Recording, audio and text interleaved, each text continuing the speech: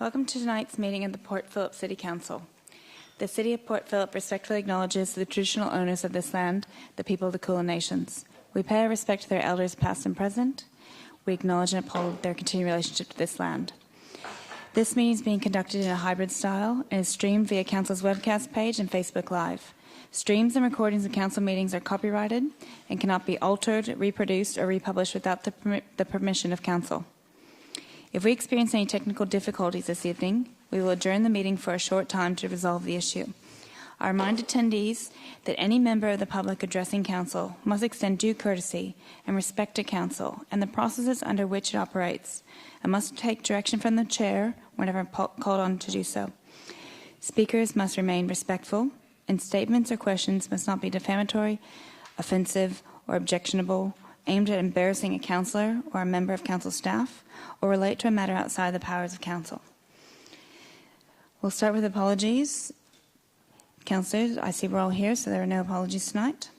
Move on to the minutes of the previous meeting. Councillors, the minutes of the Council meeting held on the 17th of April 2024 have been circulated. Are there any questions regarding these minutes? If not, I'll have Councillor, thank you, Councillor Baxter, to move. Who would like to second it? Councillor Martin. I'll put that to the vote. All those in favour? That's carried unanimous. Thank you. On to declarations of conflict of interest. Does anyone have a conflict of interest in a matter being discussed at tonight's meeting? No conflict of interest? Okay, no. All right, then we'll go on to public question time and submissions. We'll now turn to the public to ask questions. Under the Council's governance rules, questions can only be asked about items not on the agenda. Therefore, if you're speaking to an agenda item tonight, please note that I will not refer the question to the officers for a response at this time. However, a councillor may wish to take up the question on your behalf when the item is considered. All right, I believe nearly everybody is in the room tonight that we're expecting. There's 2 virtual, is that correct, team? Thank you. Okay. So I first call upon Adam Ferrier, if I said that right. You can come down. Can one of the officers see if the light's on and the microphone yet? If not, can it be turned on, please? It's on? All right. Hi, Adam. The light's on, hey. The microphone's on. I'll give you 2 minutes since we have many speakers tonight. I'll need you to name, suburb, and then you'll start that 2 minutes. I have a very loud buzzer right here, so you'll know when that 2 minutes is up, and I'll ask you to come to a close, please. Cool. Hi, everyone. My name's Adam Ferrier. I live in St Kilda. I never thought I'd be at a council meeting ever, and I'm amazed I'm here. I've been a resident for about 15 years. In that time, I've seen Ackland Street and Fitzroy Street just continue to decay, and I'm wondering, I've got 2 questions. A, what responsibility does the council take? And the second question is, I know everyone here is doing their best and trying to make good decisions, but it's not working. And I'm wondering if you guys could reflect to yourselves and think, what do we need to do differently as a group, as a council? What inputs do you need that might be different? How can you go about this differently to get a better result than what you're currently presiding over? That's my question. All right. Thank you, Adam. It sounds like the first one I can refer to Brian T., but the second one may be that you've asked us all to reflect on it, but we won't be able to respond for it tonight. So, Brian? Thank you, and through you, Mayor. Look, Council does take its responsibilities in Fitzroy Street and Acton Street very seriously. We are working very hard with the local traders, with the landlords, with the community, indeed with the police, and with the venue operators there. We share a desire for a vibrant and a welcoming place. We share a focus, or our focus is on crime prevention and revitalisation. We are doing a number of new things all the time to try and improve outcomes there. We do daily patrols and night patrols with our local laws people. I've been on those patrols. They're done every day. Thanks to advocacy by councillors and the council, we now have joint patrols with police, which occur frequently now, and that was something which didn't occur in the past. We've also, council's recently purchased CCTV, mobile CCTV used by police, often in Ackland Street. We also maintain the cameras, the CCTV cameras there, which are a tool for the police. That's, I suppose, the crime prevention side. The side we're also looking at then is the revitalisation, and again over the last little while, you'll look at our vacant shop front program, new businesses that are coming through. With creative lighting, which started, I think, last week, again to make it attractive. The live music precinct declaration, the first in Victoria, again, a branding exercise, improving visitation, protecting those businesses that are there. We're working with traders, as I said, we provide them with grants, activations and so on. And I suppose the short answer is we continue to work with police, we continue to look for opportunities, we continue to engage with people like yourselves. Very happy to have conversations with the community to ensure that we are doing everything we can to make it a safe and vibrant place. There's always room for improvement. We don't have all the answers, but let me assure you we are committed, we are working hard, and we are trying things all the time. Yeah, I don't doubt that. It was more about what... Sorry, we don't have an ability to head back and forth, but you're welcome to come back to another council meeting or send us an email. So the 2 minutes has finished, and I'll have to move on to the next person, please. Is that it? Yeah. Oh, that was, thank you. Underwhelming. Oh. I call upon Michael Barrett to submit a question to council.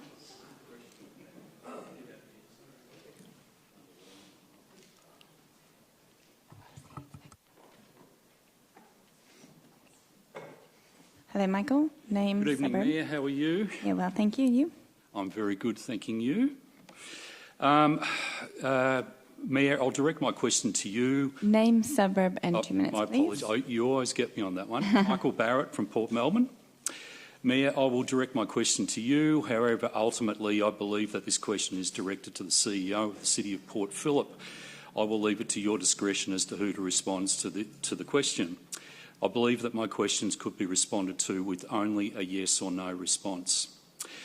Regarding the tendering process for waste disposal services by the City of Port Phillip and the changeover of contractors with effect from the 1st of December 23, I'm in possession of the report entitled Cause Analysis and Recommendations Report, March 2024, by the Commercial Advisory Partnership. I'm also in possession of the Council's response to that report. Previously, I've spoken to you regarding the concept of competitive neutrality and the requirement for this concept to be embedded in the tender process for contracts of this nature. Now that you have the consultant's report, do you still believe that the Council has complied and is still compliant with the concept of competitive neutrality in this contract, and that you could provide evidence to the effect in the case of a complaint being initiated with Better Regulations Victoria? Do you want to keep going? Because you have 2 minutes to go through it all, and we can come back to the answers. Yeah, okay. Resulting from the consultant's report, has any member of staff of the City of Port Phillip had initiated or is in the process of having initiated a performance improvement plan or a performance management plan relating to their ongoing employment by the Council? Do you want to stop there for all your questions? That's it. Okay. All right. I will... Do you want Lachlan? Are you... All right, I'll refer to the CEO. Thank you, Michael. I won't just give a simple yes or no, but I won't go into too much detail either. But thank you for the question. I think we do have 2 independent waste review reports. We understand the interest in the community around that. We are working with Council's Audit and Risk Committee to finalise the management action plan. We've had consultation with councils around that, and that will be finalised in May. We'll come back to a council meeting in June to report back to the community so you can see our response and the various actions that we are taking. In the interim, we are not just sitting here. We have made a range of improvements and will continue to do so in response to those audits. In terms of competitive neutrality, that relates to the subsidising of an entity by the government where it competes against other providers in the market. This is governed by federal legislation related to national competition policy. In the case of the procurement of waste collection services, Council was purchasing these services from the marketplace. There are no NCP implications or obligations on the purchaser, on us, whereas there are considerable requirements on providers. Council does not have concerns about the application of NCP requirements in the procurement of curbside collection services. If someone was to make a complaint to Better Regulation and Better Regulation was to investigate it, we'd happily participate in whatever process comes of that. I look forward to your participation in the process. If they decide to investigate that. In terms of performance management, they are obviously confidential matters that we don't discuss. It's important to note that we do take the reports seriously and that we are implementing its recommendations and will continue to work on that. What I can say from a generic kind of point of view is that all staff are required in the City of Port Phillip to have a performance and development plan and for that to be reviewed at least twice a year. Often there are ongoing discussions around those, and that ensuring timely implementation of actions in response to audits is a key focus for all leaders in those plans. Thank you. Thank you. Thank you. I call upon Isaac Herman, submitting a question to Council. Good evening, everyone. Isaac Herman from Elwood. Concerning the Elster Creek Catchment Memorandum of Understanding, Council stated in writing the Memorandum of Understanding has expired and has not been extended. Though according to the Community Advisory Panel, Council has been looking to either renew and or redraft the MOU for a new term. Is this in fact correct? If so, then why has this topic been unaddressed or obscured? What changes to the memorandum are being considered? Why? And will all of community be consulted or sidelined? Regarding permeability, Council officers expressed at the last meeting monitoring permeability was a 10-year project, and as such Council was unable to indicate what changes in permeability had occurred since 2019. Yet there is a spatial vision document. Council have, and I quote, a baseline of information which can be replicated at a later date to determine change over time and track effects of policies implemented. Question 2, so are Council officers not tracking the outcomes in the interim? Even though according to the baseline assessment report, 3,600 square metres of equivalent permeability per year is the recommended target for COP to strive towards through Council's various works programs. It is also recommended that this target is assessed 12 to 24 months, yes, 12 to 24 months after tracking begins to assess its suitability. Question 3, and if Council is tracking permeability, then why are the results not available to community? Question 4, per the municipality and per each catchment, has permeability improved or declined since 2019? My 5th question, given this Council's and of course Glen Ira's relentless efforts to seal as many laneways as possible with bitumen and concrete, would it be accurate to say that we're actually hurtling backwards despite having wonderful sustainability policies? And lastly, I'm still waiting for answers to questions taken on notice from the last meeting. Thank you. Thank you. I'm going to refer to Fiona. Yes, Fiona, if you could give us some answers, please.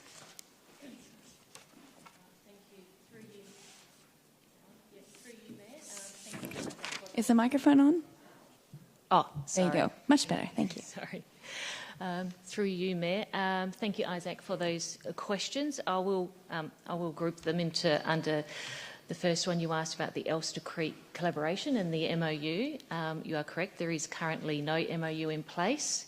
However, officers continue to work with Melbourne Water and our neighbouring councils as per the original MOU. At the CEO Forum in late February, the group agreed to create a new terms of reference, an MOU, noting the scope and working group representation to be confirmed. Drafting has not commenced, however, and the working group is planning to meet in May to begin discussions on the scope of the reference and the next iteration. Community representation on water-related issues in the catchment is a priority. However, MOU is more an operational document and deals with how the various parties work together and what the scope of the matters to be considered. But of course, the community itself will be consulted on before any significant decisions are made. You then asked some questions around permeability, tracking, monitoring and changes across the municipality. We track permeability via individual projects. So, for example, we know that the Alma Park play space upgrade, we converted approximately 400 square metres of paving to permeable concrete. We are also tracking private developments with an order of planning permits. But in an urban catchment, we see minimal change in permeable surfaces over a short term, and as such we aim to monitor municipal changes over a 10-year period, as you had previously mentioned. Our understanding of permeability is evolving since the 2019, as several technical reports are being completed since the baseline report, and these results and changes from the baseline will be made available to the community when that project concludes in 2025. You also asked questions around the sealing of laneways with bitumen and concrete and the use of permeable paving in high foot traffic areas. I can advise that laneways are reinstated like-for-like uses, like-for-like, unless there's an engineering issue. Permeability testing is carried out before design is completed. The use of permeable paving in high foot traffic areas such as the St Kilda Botanic Gardens has been successful to some extent, and widespread use of paving for footpath material in high footpath traffic areas is currently limited. Granitic sand has its place in certain applications, and Council carefully evaluates the specific needs and the conditions in each location to decide on the appropriate material to use in each of these locations. So I think that covers the questions that you had previously raised. Thank you. Thank you, Fiona. Call upon Christopher McMillan, submitting a question to Council.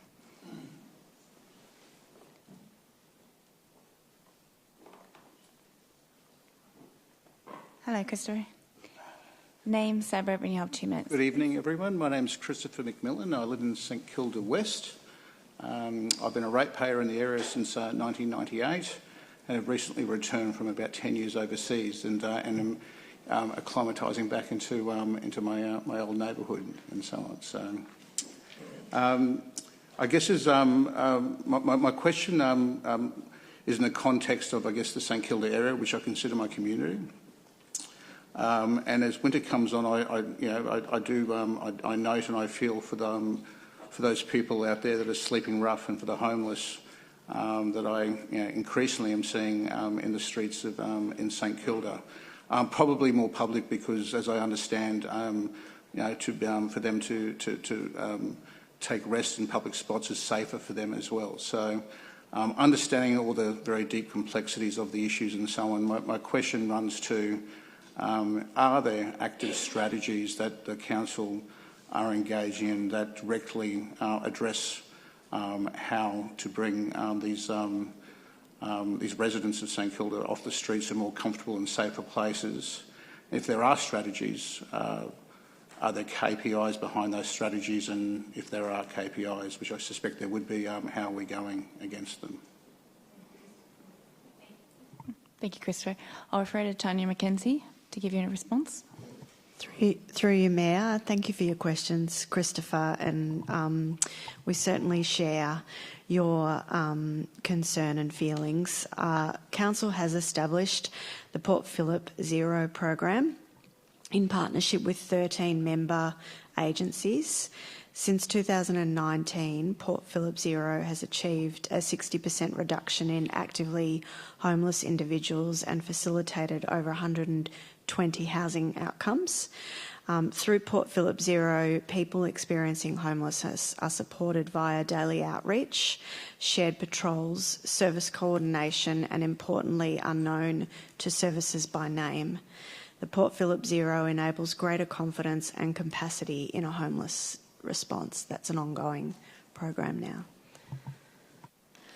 May I ask, do you have an indication how Sorry, how I'm we're not going? able to go back and forth. I'm really sorry, okay. but you're welcome to come back or send an email. We can continue the conversation. I call upon Justin Halliday, submitting a question to Council. Hello, Justin. Evening, Mayor, councillors, officers. Justin Halliday, St Kilda East. Got it right first time. I'm drawing your attention to the recent Port Phillip Coastal Hazards Report, which included upward bounds of sea level rise of 1.4 metres. And as we've seen recently, sea level rise are constantly being revised upwards as we hurdle past all of our climate change goals. In this context, I'm wondering about the St Kilda Marina project and the costs that we are exposed to on that particular project. We've just learned that the soil remediation costs of that project have increased to a current maximum before they start of $15 million. Council removed its cost cap, its contribution cap on the remediation of these soils, which was originally at $750,000. And over the course of this particular project, Council will only see rental revenue from that site of $60 million over 50 years of that project, yet we are incurring up front possibly $15 million, possibly something less of costs. I have several questions on this. What was the basis for the removal of the cost cap on Council's contribution to the soil remediation? What is Council's estimate for the highest maximum cost of soil remediation on the site? What other costs will Council incur during the redevelopment and during the ongoing operation of this site? What level of sea level rise was used in the planning application and planning approvals for this site? What is Council's exposure to future liability due to sea level rise, storm surge and coastal inundation on this site? At the completion of the lease, who is responsible for further subsequent remediation of the site? And if Council estimates for the total rent payment of $60 million over the course of the 50 million, if only it was 50 million year lease, the 50-year lease, what are Council's total subsidies for the project at present value? Thank you. I'll refer to Joanne McNeill. Thank you, through you, Mayor. Thank you for the questions. Given there's quite a number of questions in detail requested, I'll take the questions on notice, but I will say that Council is currently working through clarifying the cost of the remediation through a combination of soil removal and construction methodology, so that cost hasn't been finalised yet, but we'll definitely follow up on all of those questions. Thank you. Thank you. All right, now we're moving to the section where people have registered to speak to items on the agenda tonight. So any questions raised won't be referred to an officer. However, a councillor, again, could take them up on your behalf. So I call upon Warren Middleton, speaking to item 7.1. This is a joint petition, Stop the Loss of Car Parking on Inkerman Street Inkerman Street Safety Improvement Project. Hello, Warren. Hi, Warren Middleton, St Kilda East. Thank you, Mayor. Thanks, councillors. On December the 10, 2023, the Bicycle Users Group of Port Phillip emailed a submission to Council which states, surveys of the street by our members have indicated that 95% of the residents have off-street parking. There are around 10 residents and one unit block of flats without off-street parking. On the 13th of March 2024, another community group emailed Council a list of 62 residences on Inkerman Street between Hotham Street and St Kilda Road with no off-street parking. This list includes the addresses, owners or tenants' names where available, and real estate data for each property. It also referenced an additional 90 properties within the Inkerman Heights estate social housing, also without on-site parking, totalling 152 properties with no off-street parking on this stretch. Given the large discrepancy between these two claims, can Council please confirm its understanding of the numbers of properties on the stretch in focus which are not serviced by off-street parking? Again, I'm not going to be able to refer the questions, but councillors, you're looking at me strangely. Councillor Sirikov, did you have a question? He's allowed to ask a question. However, as explained, any time that someone's speaking to an item on the agenda, I won't refer it over to an officer at this time, but you as a councillor can take it up on their behalf when we discuss the item. Yeah, put your mic on. Thank you, councillor. I guess my confusion is that we're not addressing Inkerman Street There's a petition tonight. Item 7.1. Okay, so I guess that was because it's a petition as opposed to the actual motion. Thank you. All right. Thank you very much. I call upon Ann Boyd, also speaking to item 7.1, the joint petition. Hello, Ann. Name, suburb, and you have 2 minutes, please. Oh, Ann Boyd, St Kilda East, through the Inkerman Safety Improvement Project. I am speaking to the joint petition against any parking loss in Inkerman Street. 525 stakeholders have signed the petition for the reasons outlined below. The project is ill-conceived and unrealistic for a major street in an inner-city suburb. Parking is already at a premium. Those wishing to park on Inkerman Street already often have to park in the side streets. If car parks are removed, those streets will be permanently parked out. In an effort to find that ever-elusive park, stressed, frustrated drivers will resort to risk-taking. Residents. Owners and tenants will struggle to park anywhere near their properties. Unloading a vehicle of groceries, small children, large heavy items, or from a camping trip would become very arduous from 2 blocks away from home. 37 businesses' services and their customers' clients will struggle to park anywhere near those properties. Many businesses' services have said they will not survive without close-by on-street parking. The elderly, the disabled or impaired walkers will have great difficulty accessing residences or services. There are several medical clinics and health services that rely on on-street parking for their patients. As well as the severely adversely affected stakeholders mentioned above, anyone else who needs to access properties will not be able to park. These would include those coming to the area by vehicle for vital day-to-day access. So, to name a few, regular caregiving and home help staff, tradesmen, cleaners, deliveries and pickups, removalists, families and friends who already struggle to get a park close by. Severely reducing car spaces in Inkerman Street is going to make the current situation much worse. It will be a major destruction of access of livability in the neighbourhood. Thank you, Anne.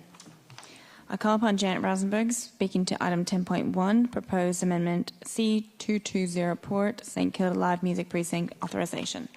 Hello, Janet. Hello, Mayor, councillors. I'm Janet Rosenberg. I'm the president. Chair's really high. President of the Ackland Street Village Traders Association.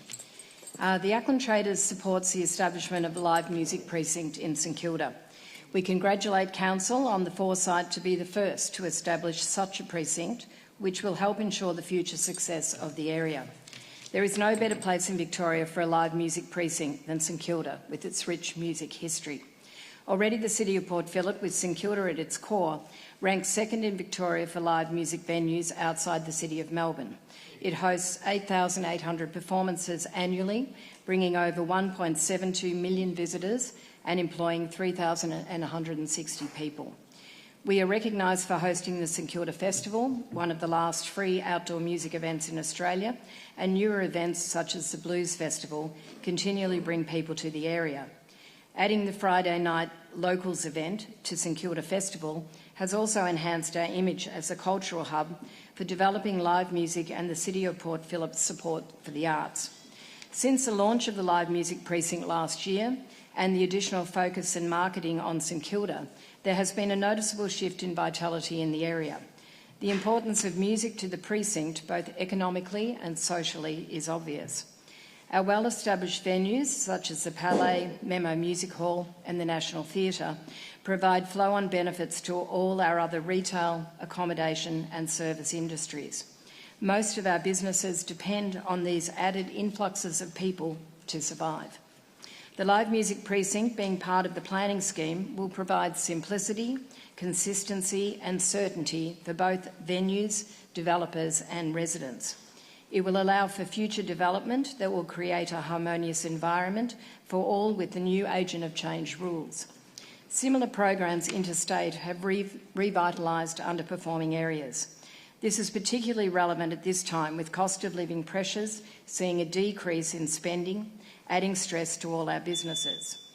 The decision by this council to push forward St Kilda as the first live music precinct in Victoria is progressive, complementary to the vibrant Port Phillip strategic direction, and will ensure the future of St Kilda as a major tourist destination. Thank you, Janet. I call upon Alex Scrolls, joining us online. Do we have Alex? Yeah. Speaking to item 11.1, hold on real quick, the Community Electric Vehicle EV program.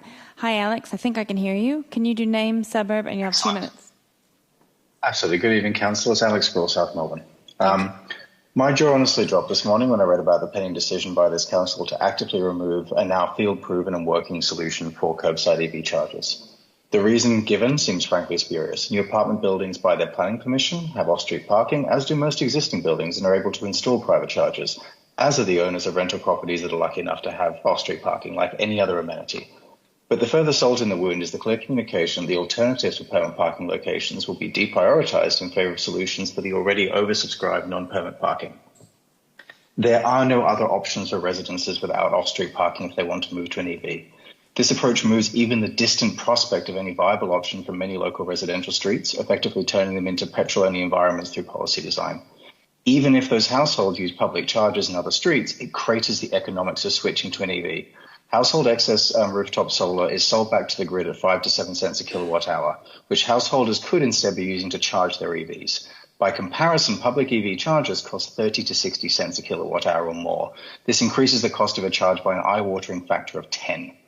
The world's moving forward. The Council's commitment to the Act and Adapt Sustainable Strategy 23 to 28 is to accelerate support for the uptake of electric vehicles by investigating, trialling, facilitating the installation of public charging stations, private charging infrastructure, and removing barriers. I find it impossible to square this decision with that commitment. This pilot was an opportunity to lead from the front. Those curbside chargers represent not just an effective solution, but a clever way of leveraging private capital to build infrastructure to accelerate the Council's commitment, our progress to net zero, and improve air quality.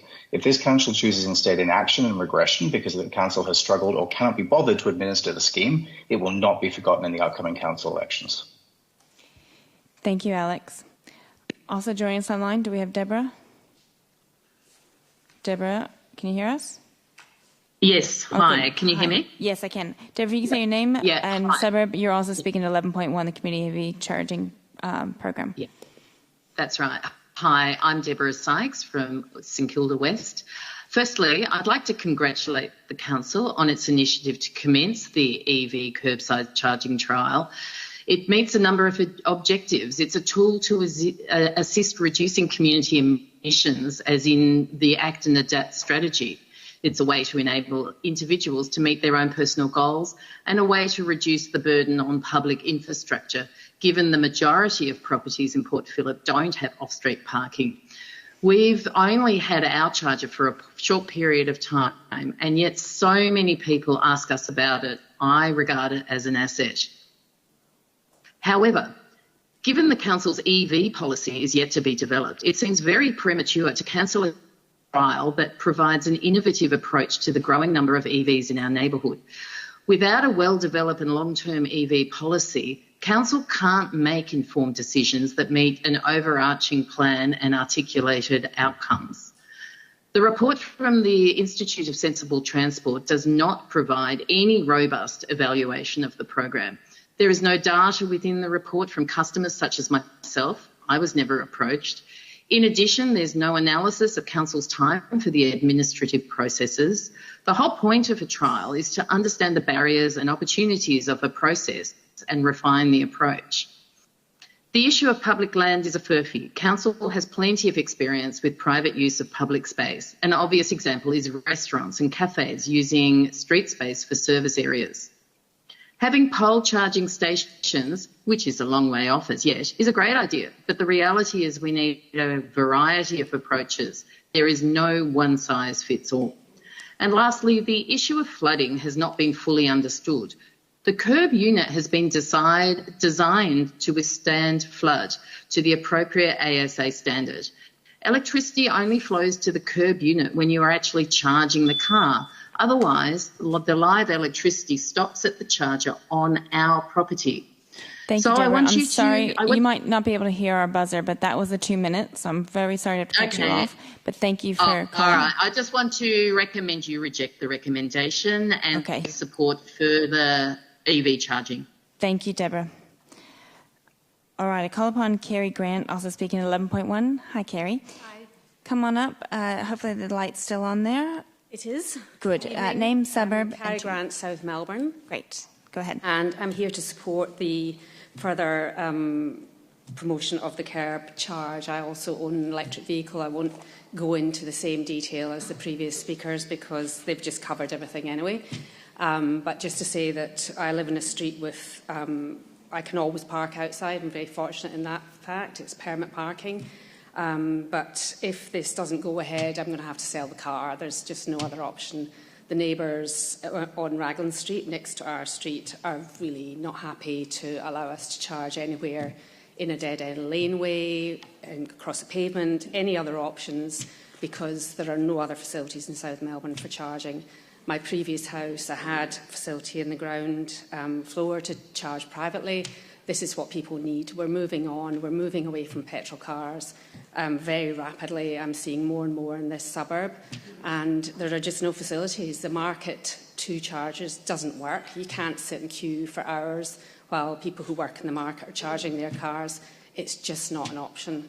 So the curb charge is a brilliant idea. It shouldn't be obviously the only idea. The pole chargers will lessen the load.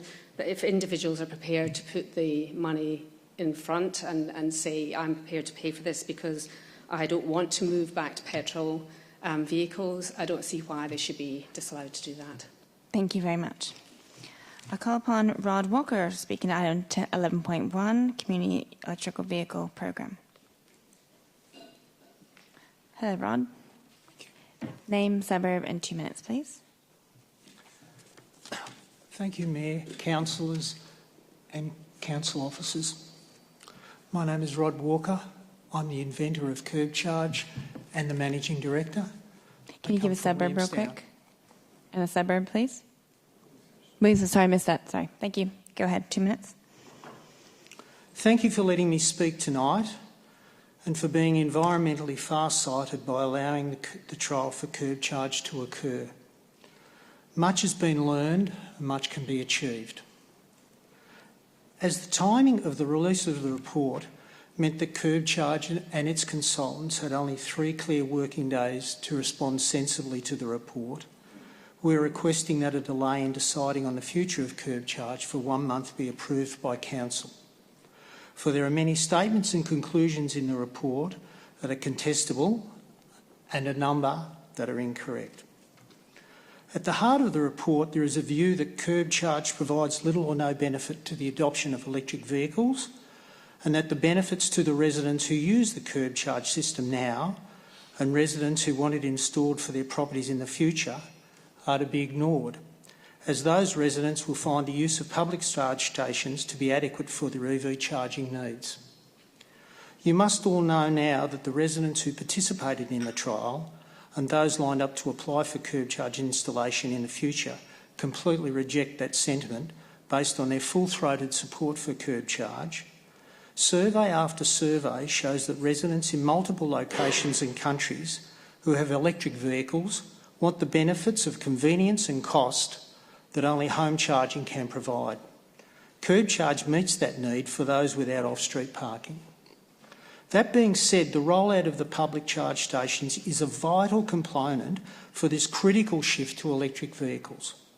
But rather than seeing curb charge as a block on that rollout, we contend that curb charge helps the acceptance of public charge stations by absorbing some of the demand, thereby reducing pressure on infrastructure provision at all levels, such as finding available car parks to locate the public charge stations, as well as reducing electricity supply issues because curb charge's power comes from the resident's home, often supported by their rooftop solar. Thank you, Rod. I'm going to have to stop you there as well because it's 2 minutes.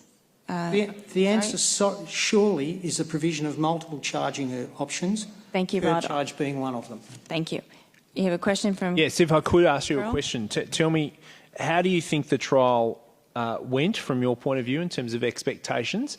and how do you think if the trial was extended or it stayed in place for another 2, 3 or 4 years, what sort of impact do you think your product would have on expansion of EV vehicles across the city of Port Phillip?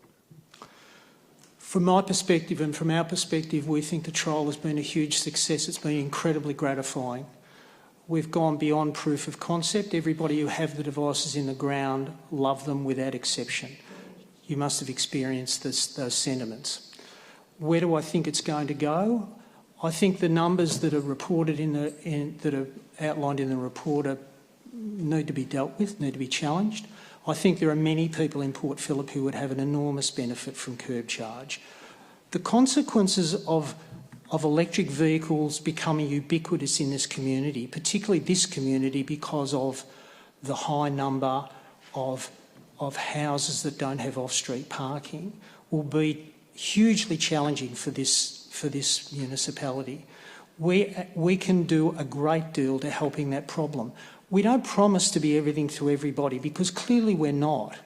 But what we are is a good solution that helps an awful lot of people, and it advances the notion of electric vehicle take-up. Previous people have spoken here tonight about the consequences of climate change.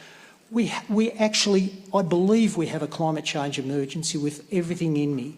I got into this because I wanted to make that contribution. And I think this product has application much broader than the city of Port Phillip. We've had interest from many suburbs around Melbourne. If this project is killed by the city of Port Phillip, this will all but blow this business up. Thank you. You've answered my questions very well. I appreciate it. Thank you very much, Rod. All right, I call upon... Councillor Martin has a question too. And as a follow-up, if council reviewed the program and decided to extend it, say, for another, let's say, hypothetically 12 months, what would your capacity be to, how many units would you be able to deliver over that period, and what would be the cost to the users, what would be your charge to the users for installing these? The users would be charged approximately $6,500. Our capacity roll, the only reason that, there are a number of reasons why there's only been 10 been approved, and I can go into that later on when I give a reasonable response. That's fine. But our capability now is to commercialise. We haven't taken that commercialisation step. We're a small business at this point. I'm a public accountant and been a public accountant for 40 years. Running a small business does not scare me. As soon as we have the opportunity to go further, we will broaden our employment. All of these people are local people. We will rent a factory and we will start gearing up. We are ready to expand. But if we get shot between the eyes here, we're gone. Thank you. Can I follow up specifically though? Let's, and I'm totally hypothetically, if the trial was, say, to be extended, what would be your capacity to deliver over the next 12 months? Not 5 years, 10 years, but if it was... Next 12 months, we should be able to put, I'd like to think, if depending on the numbers we get in, we would have the capability to put at least 2 a week in. That's a pretty ambitious goal because we're starting from a very low base. But our systems are in place. We know exactly what we're doing. I personally have done every installation. I'm involved in every solitary step of this thing with the welders and with the electricians. I know how this works and we can make it happen. Thank you. Any further questions from councillors? Otherwise, we'll move on to the next speaker is Kevin English, also speaking at 11.1.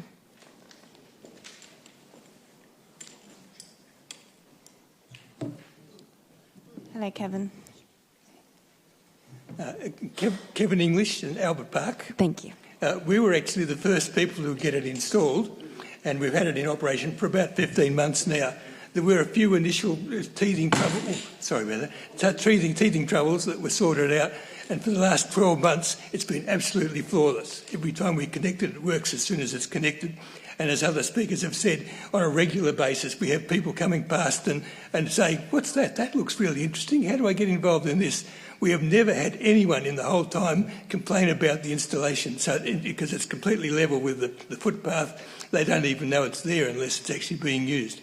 I actually, as a retired electrical engineer, when we got into this, my first interest was in the safety of the system. So I quizzed her on detail on the issues around safety, and I was satisfied, as other people have said, that when it's not in use, there's absolutely no power under the ground. So it's actually safer than most of the cables that are running down the street, which are carrying power or other things the whole time. It's protected by earth leakage detectors, so if there's any problem with leakage of electricity, it's instantly turned off. It's also protected by switches, so if there was, for example, flooding or something like that in the street, then that can immediately be turned off without even going into the house.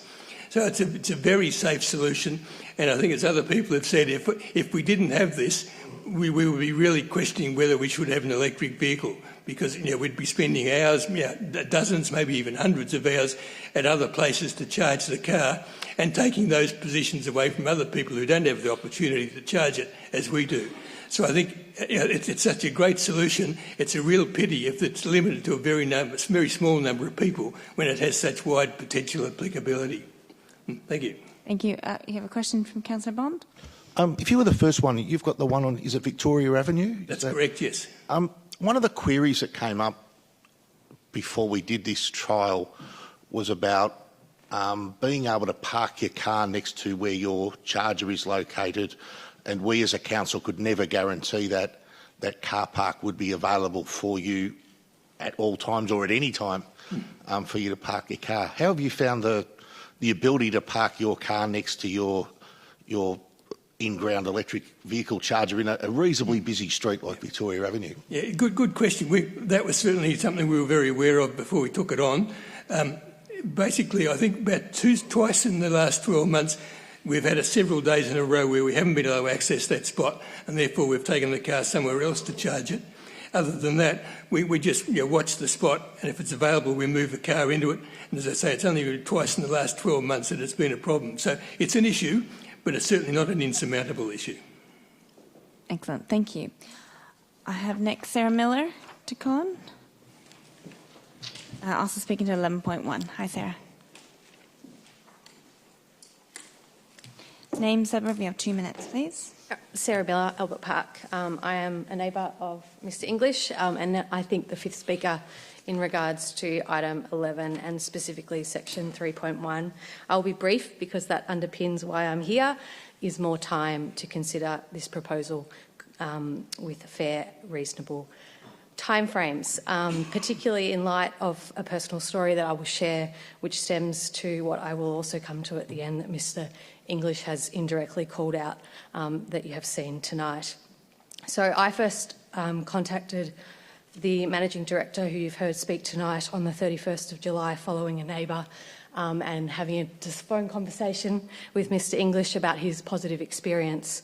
I subsequently was not in a rush to jump into the trial. It is a large cost, and I'm a young female who works on not a very high salary. So I was weighing up my decision, but I will read out a few key dates which I think underpins why I would like more time. I became a customer I would consider on the 6th of November, and that was following a personal safety intervention order against a neighbour in my apartment block. I subsequently had 2 court dates with the Melbourne Magistrates Court on the 2nd and the 20th of November. My interest in this is not just about climate and solving the climate crisis, which I do not need to spend 2 minutes on because it's a much larger topic, but is actually around protecting my personal safety. The email that I received from Council on the 24th of April, which was 7 days ago, there was 2 incidents related to myself and another owner in that block, of which the IVO process will be followed in its due course. However, I obviously in 7 days, with light of other matters, did not have time to read the report correctly or thoroughly, and I personally would like to come back in a month to advocate, as you've heard now on a 5th occasion, that this is a very, very sensible solution. It is one solution, and it is part of a blended climate solution that we can lead in this council and set a precedence for other councils in the state and other jurisdictions around the country. Thank you, Sarah. It looks like Councillor Pearl has a question for you. So you're in an apartment block, is that correct? Is that right? So tell me how your curb charge unit works in your apartment block. So mine has not yet been installed. I'm one of the Right. two, I believe, that is about to be installed. And I would like to take the opportunity to say thank you to Rod for managing this during a time that he's had an injury, which is why that hasn't been installed. But we have a process in place and getting ready to have That's okay. Thanks for coming tonight. We appreciate it. That's it. Thank you very much. All right. I have one more person registered to speak. Is there anybody else? Otherwise, it's your turn, Dean, to come on down. All right. So I call upon Dean Hurlston speaking to item 13.3, the lifting of the confidentiality status of information considered by council in closed meetings of council. Hello, Dean. Name, suburb, and you have 2 minutes. Dean Malvern East. Dean Hurlston, I should say. I think you all know who I am. Tonight you're discussing, or you've got an item agenda on transparency and releasing confidential information. Recently, Council released some confidential information via 2 reports that councillors and the wider public don't really know a lot about. We heard a little bit this earlier about the failure of the waste changeover project, but the second report, the probity report, is the one that the community really needs to focus on. The tender evaluation report that was provided to councillors that you made a confidential decision on, a decision worth millions of dollars, did not have the correct documentation and attachments attached to it. That is a failure of governance on every level. Further, conflicts of interest were not declared on a person who sat on the tender evaluation panel. That panel member was a former staff member, and I will not identify them, of this council, and was a current staff member of the City of Melbourne, who owned the company that won the tender for the waste contract. How the heck can anyone in this room or any councillor think that it's an appropriate person to sit on any panel deciding a tender? The report states that no conflict of interest was disclosed, yet you all signed off on that decision. The community now has a right to say, now you know. What are you going to do about it? If this was any other council or government department, it would be a scandal of the highest order. This is an absolute failure of responsibility of governance of this council. What you do next determines whether you should be re-elected. Thank you. Thank you, Dean. All right, that's the conclusion. That's the conclusion of public question time. Thank you, everybody, for your submissions tonight. We'll go to councillor question time. Councillors, do you have any questions not related to an item on the agenda tonight? Councillor Clark, I see your hand up. Yes, thank you, Madam Mayor. My question has 3 parts to it. Okay. Can council officers please confirm when Elwood Village Ormond Road was last cleaned, the footpath, that's what I'm referring to, or the street cleaning, and if they could remind me what is the rotation of the cleaning for Elwood Village. Excuse me. And the last part of this is, and the question from the resident is, what, if anything, I guess, can be done about the dog urine on the pavement and Ormond Road? Who would like to take that one? Is that Simon? Okay. I'll refer to Simon Hill.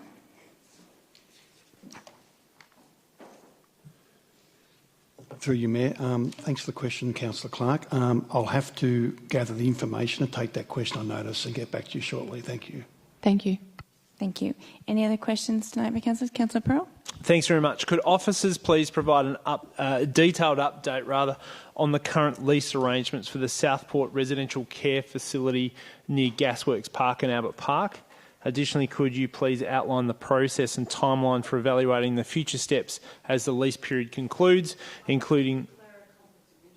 Okay, let me finish the question so you know what you're talking about. Including the consultation process regarding the future of the site. All right. Would you like to leave the room, Councillor Crawford? I would just note we're not discussing an item. It's a question in a public council meeting. I know. Well, all right. I'll just declare not a conflict of interest, but I'm on a aged care board in the City of Port Phillip. Thank you. Fair. All right, who's taking that one? Simon Hill, thank you. Through you, Mayor, thanks for the question. Southport Residential Care is a high care residential aged facility located at 18 to 30 Richardson Street, Albert Park. The facility is operated by Claremont and Southport Aged Care, referred to as Casper Care, and this entity holds a peppercorn lease with the City of Port Phillip over the Crown Land site, which has an area of approximately 3,700 square metres. The lease commenced on the 15th of April 1980 for an initial 25-year term. The lease allowed for a further term of 25 years, which was taken up by the tenant. The lease is due to expire on the 14th of April 2030. Prior to the lease expiration, officers will review the usage of the site in line with the relevant policy. Such review is likely to commence in the financial year 2027 to 2028. Where a need for consultation is identified, it will be conducted in accordance with the statutory requirements, including Council's community engagement policy. And the CEO would like to add? Through you, Mayor, I'll review that timeline with the officers and come back to you on it. That would be great. It'd be good if we bring it forward a bit. I'm getting reports of missing bin collection at Albert Park this week. Can officers please detail how widespread this issue is and what's been done to rectify it? Simon Hill. Through you, Mayor, thanks for the question. Council received 8 separate requests for missed bins from Monday 29th of April for the Albert Park area. They were all collected the next day after the report was received. We have not noticed an increase in missed bins in that area, and total numbers of missed bins continues to stabilise. We continue to meet with our contractor daily to discuss any issues to ensure service delivery continues to improve. Thank you. Another one? If I could follow up, were they the bins in Richardson Street? Through you, Mayor, we had one report of a missed bin in Richardson Street, but that report did refer to other missed bins, and I'm currently getting information as to whether there was additional bins and how many there were. But our reports were that all bins were collected. I was there this morning and they weren't collected from the Monday collection. Just to note, if you could check it again, that would be great. Follow up. Yep, thank you. Thank you. Councillor Crawford. I've got a couple, but if I could ask the first one, I believe, Simon, you might be the person. So there has been community interest in the sugar gum tree that's to be removed or at 34 Wave Street, and we were doing some investigation on the impact to fauna. So I was just wondering if we could get an update as to what we think is going to happen with that tree now. Through you, Mayor, thanks for the question. Council's arborists are passionate and dedicated to trees, wildlife and ecological preservation. The decision in this case to remove the tree trunk concurrently with pruning required under the Electrical Line Clearance Act was based on the ecological value of the tree left in situ versus repurposing and relocating the trunk to one of our natural vegetation areas for fauna habitat. Before any removal, an ecologist is engaged to undertake an ecological assessment and ensure Council complies with legislative requirements and industry best practice. Repurposing was considered the most appropriate environmental outcome in this case, as the whole trunk would provide fauna habitat for approximately 10 to 15 years as it's safely decomposed, and it allows for new appropriate tree planting to be planted outside 34 Wave Street, providing additional canopy cover and biodiversity for the street. Officers have advised that leaving the trunk for fauna habitat in situ outside 34 Wave Street is plausible. The tree would provide habitat for approximately 3 to 5 years. After such, the structural integrity of the tree requires removal. The trunk would then be removed in smaller pieces and disposed of, avoiding a power shutdown, which would cost Council approximately an additional $25,000.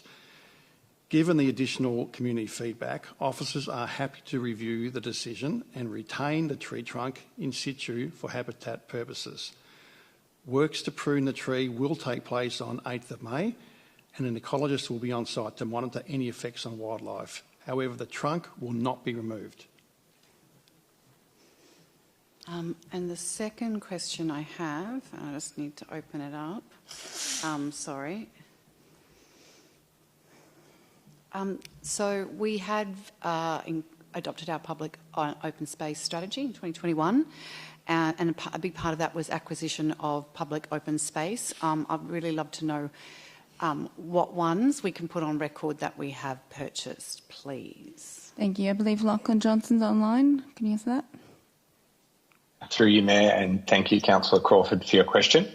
In December 2021, Council did adopt its public space strategy.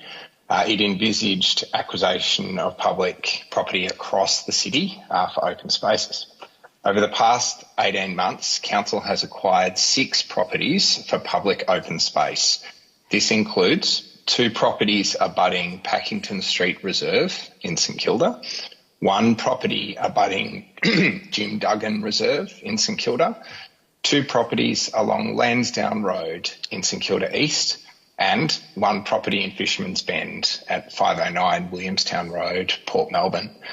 Council will settle most of the purchases of these properties this year and has already begun early planning for the conversion of these properties to parks and open spaces. I'd like to take this opportunity to thank the relevant landowners for their constructive negotiations that have resulted in these purchases. We are also in negotiations to purchase other properties in the municipality to further advance the vision and actions of the public space strategy, and hope to be able to share progress on those with the community in due course. Excellent. Thank you. Any further questions, councillors? Otherwise, I have one. One more. Have officers received an update yet on the Berwick Beacon development to know if Housing Victoria has taken on board the resolution of council at the beginning of that March 2024 meeting? I understand I haven't given a heads up, so if it has to be taken on notice, that's okay, but... Thank you, Mayor, and yes, I will take that question on notice. Thank you. Thank you. Okay, we'll move on to sealing schedule. But councillors, we have no items for sealing on tonight's agenda, so on to item 7, petitions and joint letters. Councillors, we have one petition, a joint petition, on tonight's agenda. The 2 petitions were submitted on this matter, one via change.org and one hard copy petition, as both petitions related to the potential loss of car parking on Inkerman Street for the Inkerman Safety Improvement Project. These were combined and tabled as one agenda item with the agreement of the lead petitioners. So 7.1, the joint petition, stop the loss of car parking on Inkerman Street and Inkerman Street Safety Improvement Project. Do councillors have any questions of the officers in relation to the report? Councillor Sierkoff. Thank you, Mayor. There was a gentleman who spoke tonight, Warren, from East St Kilda. He was referring to the 1.2 kilometres of proposed Inkerman Safety Project between St Kilda Road and Hotham Street. The speaker asked a question around that the bike users group, BUG, say that 90% of residents have off-street parking along this 1.2 kilometre stretch, whereas another group of residents say that there is something of 62 residents with no off-street parking, plus a further 152 residents with no off-street, who have no off-street parking, or they have, no off-street park. They require off-street park. Sorry, I got my words all mixed up. So basically, it adds up to around 214 residents who require on-street parking or do not have off-street parking. So can council please provide a count of the true number of residents who require off-street parking? All right. Or on-street parking? How many residents do require to park their cars on the street? Okay, thank you. Is there an officer available to answer that tonight? Brian T. Thank you, Mayor, and through you, Mayor. Our primary focus on the Inkerman project has been on existing on-street parking, including in the 100-metre radius of it, and we know that there are 633 on-street parking bays on Inkerman Road, all within that 100-metre radius, and we know that there are 180 parking bays, on-street parking bays on Inkerman in itself, and our primary focus has been to understand how many of those parking bays would be lost through the options that Council has been exploring, and indeed we've taken a considerable amount of time and effort to see how we could minimise the impact of that parking loss. We haven't as such investigated the level of on-street parking, of off-street parking, but what we have done is measured the demand for parking on Inkerman Street in particular, so that we could understand for people who currently use Inkerman Street, if any bays were lost, what impact would that have? Would they be able to find another nearby parking bay, or indeed would the parking be at capacity? And that's been the focus of the report, and indeed that'll be the focus of the report that comes on the 15th of May. And so that's the best indication that we have about the impact that any proposal will have on people who rely upon Inkerman Street or the surrounds for parking, because they do not have other parking opportunities. So you're looking at the whole area of those 600 car spaces. I guess what I'm trying to do is maybe what the question is focusing is it actually on Inkerman Street itself, the claim that those who live on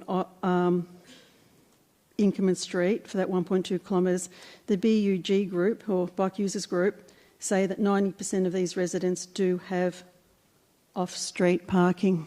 I just want to know how correct that number would be. Council officers have not investigated the on-street parking that people have. Thank you. Any other questions tonight on this item? All right, I'm looking for someone to move the recommendation. Councillor Pearl, right on it. Anybody like to second that? Councillor Bond, thank you. Councillor Pearl, would you like to speak to it? You're reserved. Councillor Bond, would you like to speak to it? Anybody else speaking to the item tonight? Councillor Pearl, would you like to close? We're going through this in intricate detail on the 15th of May. There's been a large public consultation process. There's been a number of briefings and reports that have come to Council on this issue. I think part and parcel will take this part of the consultation on this important issue, and we'll talk about it at length, I'm sure, on the 15th of May, where potentially we could be making a decision. Thank you for the petitioners for submitting. Thank you. All right, let's take that to the vote. All those in favour? That's all those against? Okay, that's carried. Thank you.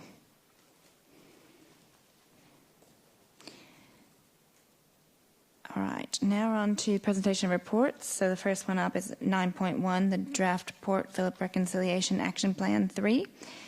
Councillors, do you have any questions of the officers in relation to this item? No? All right, we have an officer's recommendation. Would someone like to move this or something else? Quick hands. Oh, great. Councillor Nyagri to move and Councillor Baxter to second. Thank you. Councillor Nyagri, would you like to speak to it? I'll reserve. Okay. Councillor Baxter, would you like to speak to it? Sure, just briefly. Look, the Reconciliation Action Plan process started some years ago in Port Phillip. I know that there are a number of different actions, things that we can do ourselves within our organisation and things that we can encourage in our community. So we're sort of looking at it both from the organisational perspective. Lots of organisations have RAPs, but also in terms of as leaders of our community as well. I do think that we, in some ways, have lagged on some of our actions in action plans in the past, and in some other ways we've done reasonably well. But I look forward to the continuation, the new action plan, and to make sure that we are doing real, genuine reconciliation actions with First Nations people in our community. Okay, thank you. Would any other councillors like to speak to the item? Okay, Councillor Nyagri, would you like to close? Thank you, Mayor. Very happy to have us put this out to consultation. It's something that I think we should all be very proud of in Port Phillip, that we've come to the third iteration of this Reconciliation Action Plan approach. As Councillor Baxter said, the benefits of the RAP are to the organisation in terms of how we work internally, but also, I guess, how we lead in our community. I was really proud of our council last year when we endorsed the voice referendum and have engaged in many activities over many years to support First Nations people. I think this is just another step along that road. We're not always perfect in this area, but I think our continued commitment is an important one. I look forward to hearing the community's feedback. Thank you. All right, let's take that to the vote. All those in favour? That's carried unanimous. Thank you. All right, on to 10.1. This is a proposed amendment C220 Port, St Kilda Live Music Precinct, Authorisation. Councillors, do you have any questions of the officers in relation to the item? No. All right. Who would like to move this? Councillor Bond. And who would like to second it? Councillor Sirikoff. Thank you. Councillor Bond? Just to say how pleasing it is that we've gotten to this stage where we're about to send this off or apply to the Minister for him to exhibit this plan and send it before a planning panel, at which our community will have another opportunity to make submissions to this. Noting tonight we had one of the traders groups here in support of this. We've also received email off the president of one of the other St Kilda traders group, as well as emails from a couple of venues in St Kilda who are all wholeheartedly and fully supportive of what we are doing here in creating Melbourne's first live music precinct right here in St Kilda, in the heart of Melbourne's live music community. So I commend this to my fellow councillors and look forward to them all supporting this. Thank you. Councillor Sirikoff? Thank you, Mayor. I completely agree with Councillor Bond on this, and also this, by having this live music precinct in St Kilda, it's going to provide protection both for the new residents coming into the area, that any new developments will have all the appropriate soundproofing and, so that you can live in the area. We can still have the live music. There'll be requirements on any new buildings and for businesses as well that come into the area, and we'll have a central point of any issues that people might have problems with. So I think this will be a great way forward, and I'm going to support this. Thank you. Thank you. Any other councillors speaking to the item tonight? No, let's take it to the vote. All those in favour? That's carried unanimous. Thank you. All right, 11.1. This is the Community Electric Vehicle EV program. Councillors, do you have any questions of the officers in relation to this report?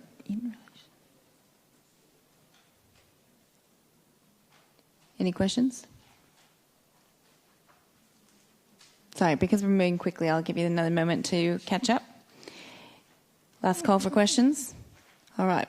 I'll look for someone to... we have an officer's recommendation. Would someone like to move this or something else?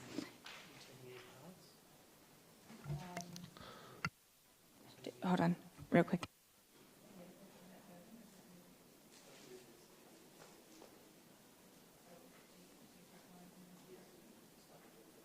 All right. With advice from the head of governance, we're going to break this up. We've got 2 points. We got part 1 and part 2.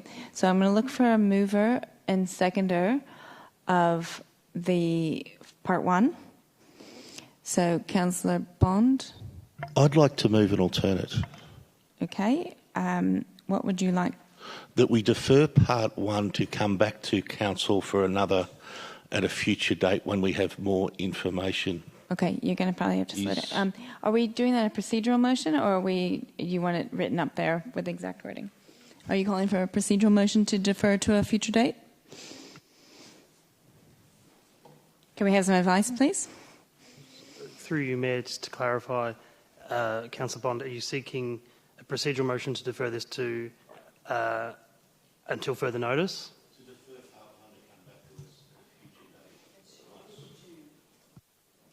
So, yeah, through you, Mayor, there are 3 kinds of procedural motions. One is to later date and time to be determined now, or indefinitely, or the closure of debate.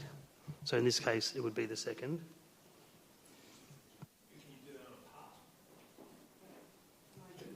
Yes. Yeah, that's why we're breaking it up. So essentially we're going to have two parts to this. So let's just look and don't think about part two right now. Just think of part one.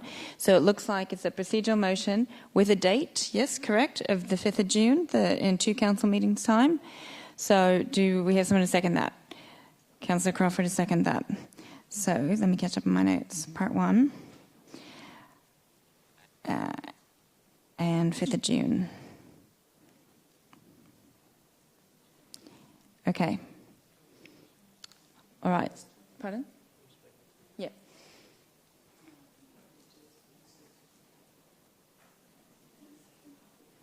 All right. Does that look correct for moving? For the Vice Head of Governance? So through you, Mayor, just to answer Councillor Pearl's question, Rule 33 is the separation of motions. Where a motion contains more than one part, a councillor may request the chair to put the motion to the vote in separate parts. Okay. That checks out. All right. So do you want to speak to it? You don't have to.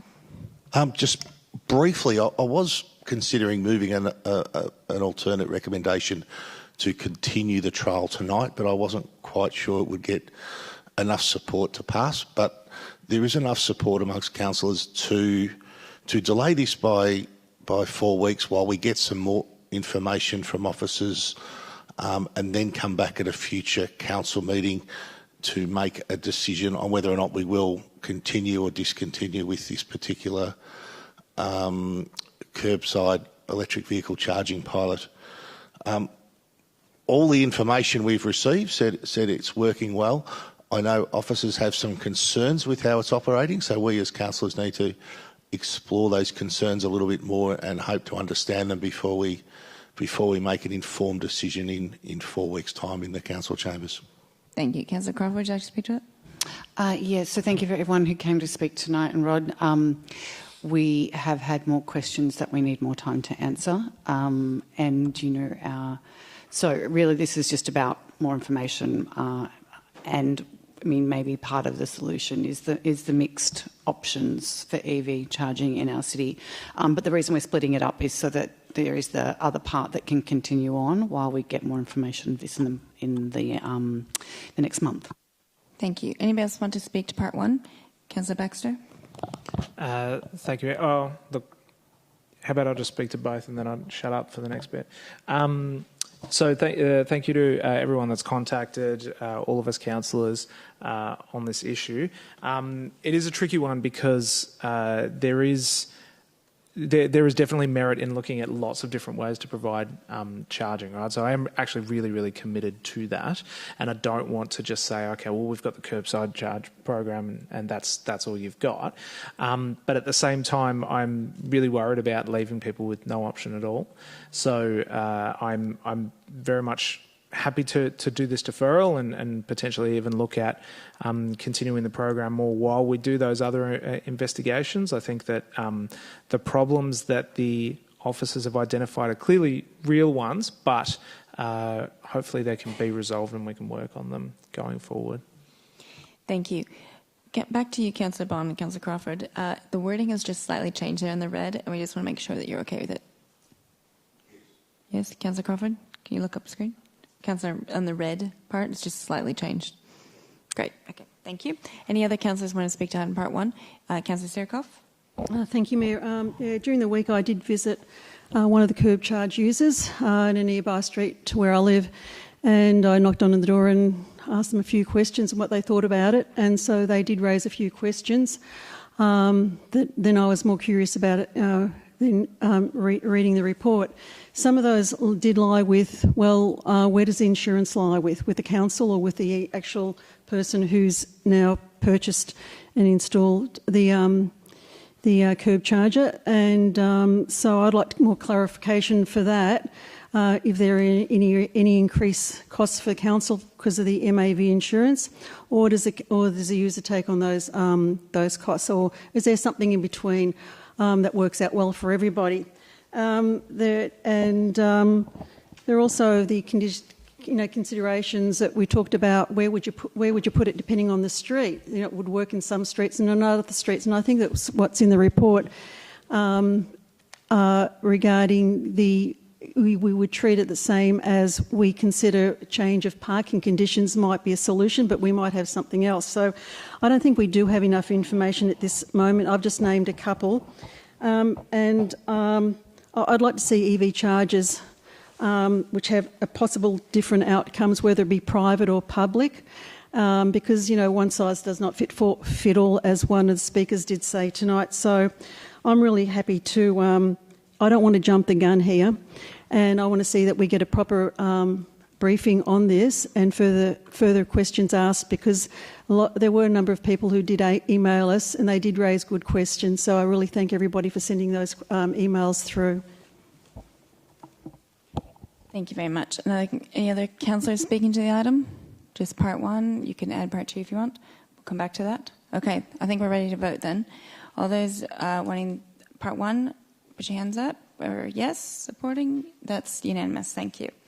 All right, so it will be deferred. Thank you to the people who've come tonight. Just that part, that's been deferred for the 5th of June.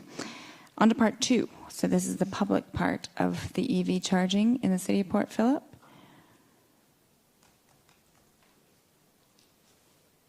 Great, there it is up on screen. Councillors, in general, I did ask before if you have any questions, but I'll just give you another chance if you have questions for the officers in relation to this part. If not, I'm looking for someone to move this or something else. Councillor Bond, you're on a roll, and Councillor Crawford, you can second it. Okay. Councillor Bond, would you like to speak to it? Councillor Crawford? Look, I think the discussion that people came to talk about the first part emphasised the need for the second part to continue. We are a complicated city in order of to provide this kind of infrastructure for people to take that step to EVs. So I'm very happy to support this in looking at the various ways that we can continue for the future of EVs in the city. Great. Councillor Martin? Just to add to what Councillor Crawford just said, when we had community engagement about this, our community are very, very, very keen to see as many EV charging stations as possible, and they suggested, I think, 173 different potential locations. It would be wonderful to get this up and running as soon as we can. We know that there are issues along the way, and it will be interesting to see the results of our discussions over the next month, because as has been indicated tonight, we have the potential to install perhaps over 50 of the original curbside charges if we are able to iron out all the issues there, and that might bridge the gap over the next 12 months before we can come with our utility pole mounted and charging technology. So we may well be able to have an interim measure, and apologies to the people who have come and spoken. We need to do some more investigation, but at least we've got the green light to go ahead and continuing looking at the public utility pole mounted charging technology while we come back in another month to be able to make a decision about the curbside charging. All right, thank you. Councillor Sirikoff? Thank you, Mayor. Yeah, I think we need to go down this avenue as well, because it does say in the report that 93% of the community really don't comply with the curb charge installations because of the flood mapping, which Council has now got quite a sophisticated way of assessing. And but we still have 77% of the community who will rely on curb charges if they want to install them, or are eligible, I should say. And so I think we've got this mix where we can have this, go down this avenue, plus we can also have the curb charges if there are those who want to go down the line of having an EV vehicle. Thank you. Are there any comments by councillors who want to speak still? All right. Councillor Bond, do you want to close? No? Right. Ready for the vote. All those in favour? That's unanimous. Thank you. Okay, part two. Okay, we'll do one more and then I'm going to take a comfort break. So we're on to 13.1. This is the Information Protection Agreement for Department of Transport and Planning, VicRoads. All right. Councillors, do you have any questions of the officers in relation to this report? No? We have an officer's recommendation. Would someone like to move this or something else? Councillor Bond, thank you. Who would like to second it? Councillor Martin, thank you. Councillor Bond, do you like to speak to it? Councillor Martin, like to speak to it? All right, let's go to the vote. All those in favour? That's carried unanimous. Thank you. All right, comfort break. It's 7:57. Let's come back at 8:10. All right, we will resume the meeting now. We are on to 13.2. This is the policy completion dates. Councillors, do you have any questions of the officers in relation to the item? 13.2, policy completion dates.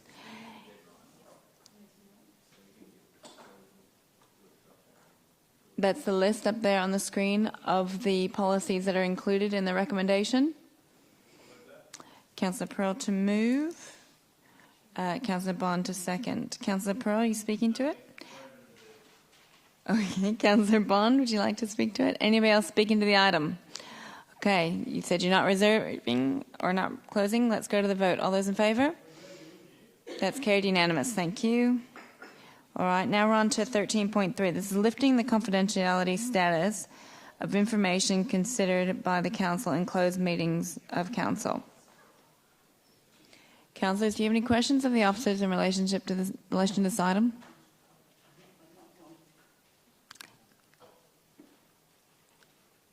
Any questions? No. All right, I'm looking for someone to move this. Councillor Baxter, thank you, and Councillor Martin to second. Councillor Baxter, you'd like to speak to it? Sure. This is obviously a great practice that we've come into over the past few years of sunsetting the confidentiality status, and as we are dedicated to transparency, it's really good to see some of these things seeing the light of day. Some of them, of course, will be incredibly outdated, and people looking for some juicy information will look at it and go, oh, well, we've passed that by. But it's still really important that this stuff gets out there. Thank you. Councillor Martin? No? Anybody else adding comments? All right, let's go to the vote. All those in favour? That's carried unanimous. Thank you. All right, on to 14, notice of motions. Council, we have no notice of motions tonight. On to 15, reports by councillor delegates. I'll start off. I told at the last council meeting that I was going to Japan. I have gone and come back. That was a self-funded trip to visit our sister city as part of a just personal trip as well to Japan. It was a delightful trip for when I've never been to Japan, and to have some alone time personally. That was great. But I met with 12 St. Kilda primary students who were also on an exchange program there. And it was really great. And just to those parents, to those kids, they're such delightful little humans. They did excellent presentations in Japanese, and it was fun to just go to the school with them and have a few other events we did together. One was also tree planting that the Elwood College had done in November, but we went and threw a little bit more dirt on it, and there's a new plaque. Then we had a tour of all the plaques that the City of Port Phillip has been part of with various visits over the time, and a photo exhibit, and they're putting together a book. So it was pretty special. And then we went to an azalea festival, so I missed the cherry blossoms, but the azaleas were everywhere. And then we went to the library, and they had a really cool system where they had 500,000 books, but a robotic system where they could store it and bring it down on call. So don't know if we're adopting that anytime soon, but pretty impressive to see what they're doing. And then I did other parts of the trip that was more just on the personal side with my sister-in-law and enjoying Japan. So thank you. It was enjoyable. Any other reports by councillor delegates? Councillor Baxter? Thank you, Mayor. Just want to report back as the delegate to the Friends of Suwai committee. So the Friends of Suwai held their annual trivia night a couple of weeks ago, and some councillors were able to attend. I know that the Mayor and Councillor Bond would have loved to come, but unfortunately they were overseas and unable to. However, even without your mighty brains, the powerhouse Baxter team was able to take the championship and win 12 months worth of bragging. Was your dad there? My dad was there and was very helpful, but did not answer every question. It was a team effort. But 12 months' worth of bragging rights was the number one prize and was won by our table.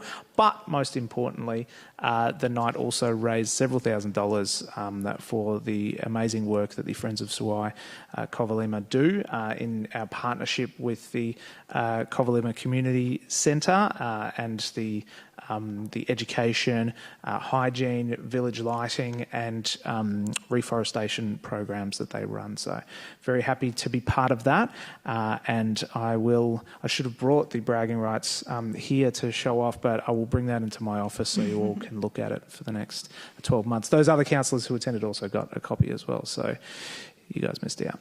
Well, congratulations to your team and well done to the Friends of Suai for the event. Councillor Martin? Mayor, can I just acknowledge the outstanding effort of the council officers and all of my council colleagues over the Anzac celebrations, or I should say not celebrations, the Anzac Memorial Service. Commemorations is a far better word.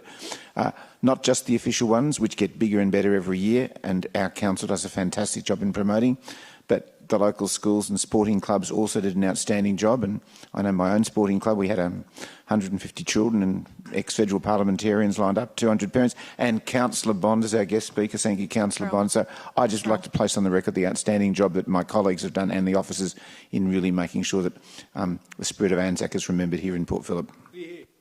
Just correcting, that was Councillor Pearl who attended that. Sorry, you say Councillor Bond. But, all right. Any other delegates tonight speaking?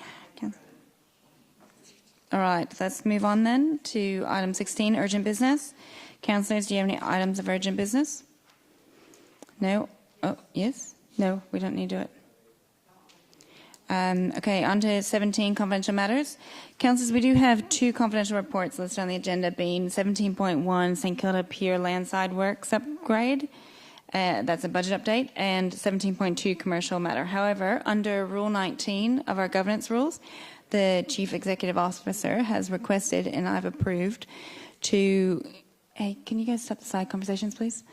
And I've approved a change to the order of business, being the deferral of item 17.2 commercial matter in the confidential section of this meeting. I will now ask the CEO to provide a brief explanation. Thank you, Mayor. I've received some feedback from councillors which require officers to consider that a bit more, and we will come back as quickly as possible in response to that. Thank you. I call on a councillor to move that the meeting be closed to members of the public to consider confidential items. Thank you, Councillor Bond and Councillor Martin. To second, I'll now put that to the vote. All those in favour? That's carried unanimous. Councillors, we will now conclude the public part of this meeting. I advise members of the public that there are no further open items to be discussed. This will be the conclusion of the public meeting. Thank you for joining us tonight.